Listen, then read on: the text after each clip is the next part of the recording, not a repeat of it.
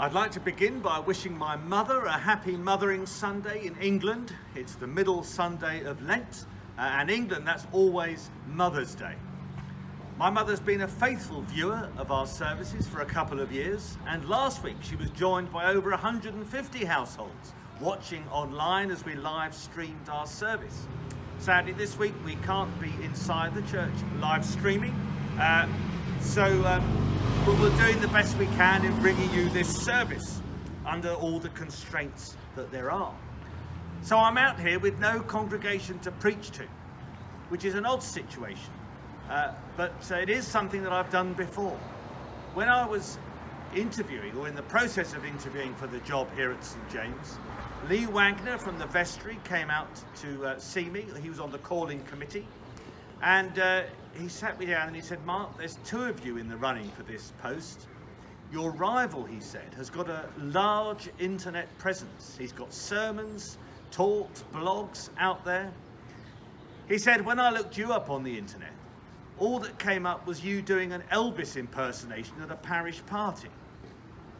So I took the hint and gathered, my church warden was a cameraman, and we spent an afternoon in the church one Sunday, and we recorded a whole load of sermons. I was very concerned to take change the colour of my robes, so it looked as if that these were coming over a period of time, but actually they were done one after the other one Sunday afternoon. But it seemed to work okay, because here I am 4 years later speaking to you outside St. James. And I want to offer some thoughts on the psalm set for today, that very familiar psalm, perhaps the most famous psalm of all, Psalm 23. And I've found it helpful over the last couple of days to look at these familiar words in the context of this very unfamiliar surroundings. The Lord is my shepherd, I shall not want. I don't know about you, but I've been wanting lots of things recently and not been able to get them. Last week I went into 4 different supermarkets in search of an onion, all without luck. In the 4th supermarket, I had a bit of a turn, and because I was unable to buy what I really wanted, I bought whatever I could. I bought a crate of beer, not because I needed beer, but just because there was beer on the shelves. And then I bought pork ribs. I've never eaten pork ribs in my life, but that was the only meat that there was on the shelf. I didn't even bother looking for hand sanitizer. Who'd have thought that the humble, cheap hand sanitizer would be worth its weight in gold like it is today? This whole crisis is raising lots of important questions, such as, what do we want? What do we really need? What do we value? Things have changed values significantly in recent weeks. Things that looked so valuable and important last month have lost their allure, and other things have emerged as things of real and true value. We see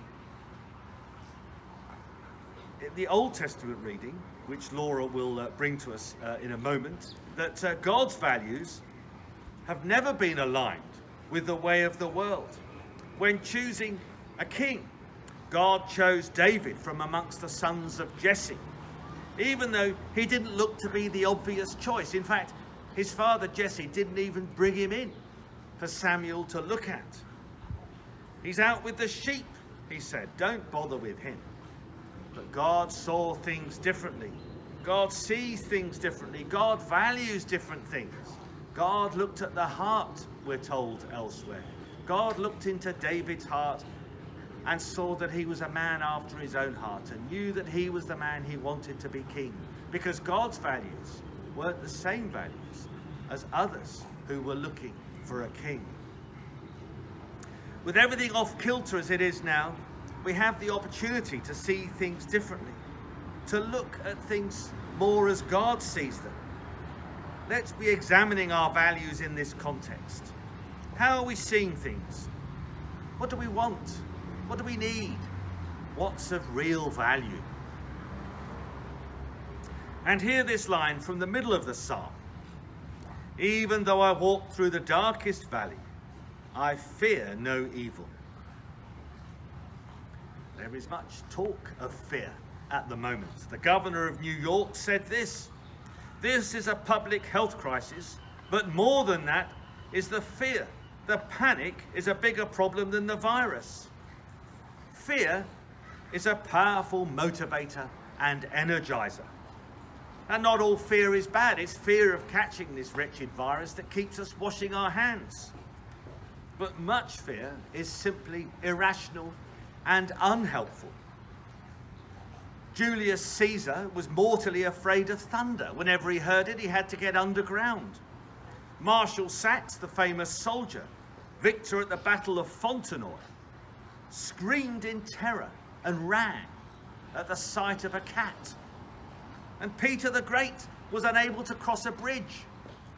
And I've learnt this week that there's a name for this fear: Geophrophobia, based on the Greek words Gephura and bridge and phobos, which means fear.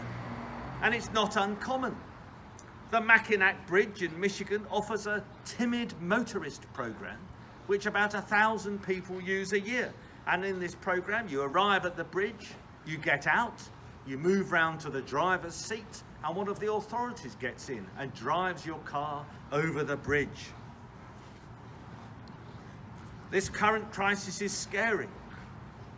We can't escape the fear, but we don't need to be overwhelmed by it. We can make the decision to move over and let Jesus drive. We are not in this alone. "I will fear no evil," the psalmist says, "for you are with me." Alan Emery was a man in the wool business, and he wanted to get a good round picture of every aspect of the business. So he spent one night out with the shepherd on the Texas prairie. And during the dark, long night, the wail of coyotes pierced the air. The shepherd's dogs growled and looked into the darkness. The sheep, which had been sleeping, lumbered to their feet, alarmed and bleating pitifully. The shepherd tossed more logs on the fire and flames shot up. And in the glow, Mr. Emery looked out and saw thousands of little lights. And he realized that the lights were the reflections of the fire in the eyes of the sheep. In the midst of the danger, the sheep weren't looking out into the darkness.